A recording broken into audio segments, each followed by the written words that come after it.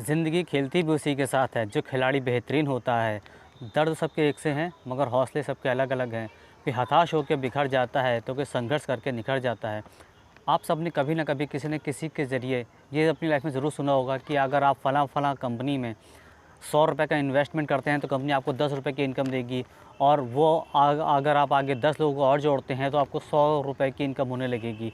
अगर वो 10 लोग आगे 10 लोगों को और जोड़ते हैं तो आप 1000 रुपये कमा लोगे। इस तरह से चेन सिस्टम करते करते आप बहुत जल्दी लाखों रुपये कमा लोगे और एक दिन आप अंबानी और अडानी से ज़्यादा लखपति करोड़पति हो जाएंगे, उससे ज़्यादा पैसे आप कमा लेंगे। इसी तरह का एक सिस्टम लेकर आया है ब्लॉकचेन सिस्टम, यानी क्रिप्टो करेंसी का सिस्टम। ये सिस्टम सरकार और रिज़र्व बैंक के नियंत्रण में नहीं होता और इसमें तेज़ी से उतार चढ़ाव होता रहता है। एक सर्वे के अनुसार करीब 40,000 करोड़ रुपए का निवेश इस सिस्टम में भारतीयों द्वारा किया गया है। सवाल ये है कि सरकार ब्लॉकचेन सिस्टम या क्रिप्टो करेंसी के फेवर में क्यों है, वो इसको लागू करना क्यों चाहती है।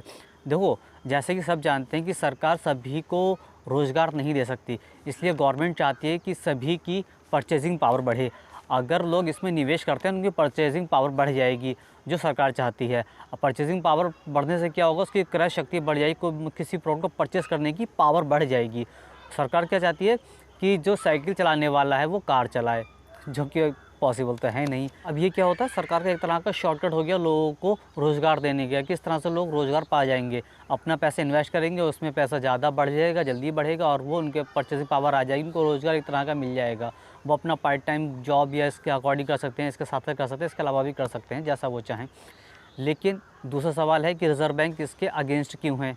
चूँकि ब्लॉकचेन सिस्टम किसी के कंट्रोल में नहीं होता, ना तो केंद्र सरकार और ना ही केंद्रीय बैंक के किसी के भी कंट्रोल में नहीं होता।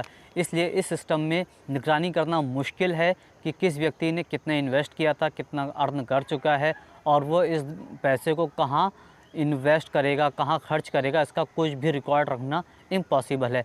इसलिए इस फंडिंग से आतंक की घटनाएं बढ़ सकती हैं और क्या होगा, इससे परचेजिंग पावर बढ़ेगी। परचेजिंग पावर बढ़ेगी तो महंगाई बेतहाशा बढ़ जाएगी, जाहिर सी बात है, जो केंद्र सरकार बिल्कुल भी नहीं चाहती। जो मनी का कंट्रोल है वो डिसबैलेंस हो जाएगा और इससे अर्थव्यवस्था लड़खड़ा जाएगी। ज़्यादा मुनाफा कमाने के चक्कर में लोग सूदखोरों से भी ऊंची ब्याज दरों पर लोन लेने से नहीं हिचकिचाएंगे, और अगर उन्होंने लोन लेकर इन्वेस्ट कर दिया और बाद में क्रिप्टो करेंसी की पावर घट गई, उसकी वैल्यू घट गई, तो उनको बहुत ज़्यादा लॉस होगा। तो ये स्थिति अच्छी नहीं होगी। अब आते हैं निष्कर्ष पर। रिज़र्व बैंक के गवर्नर राजनीतिज्ञ तो नहीं होते, लेकिन वो बहुत बड़े अर्थशास्त्री होते हैं मेरी तरह। अगर वो इसको बैन करना चाहते हैं तो कुछ अच्छा ही उन्होंने सोचा होगा, इसलिए उनकी बात को आंख बंद करके मान लीजिए और इसमें इन्वेस्ट करने से बचिए। इसलिए आपसे निवेदन है कि आप इसमें निवेश करने से बचें और चैनल को सब्सक्राइब करें, वीडियो को लाइक करें, अपने फ्रेंड्स के साथ भी शेयर करें। So thank you for watching my video.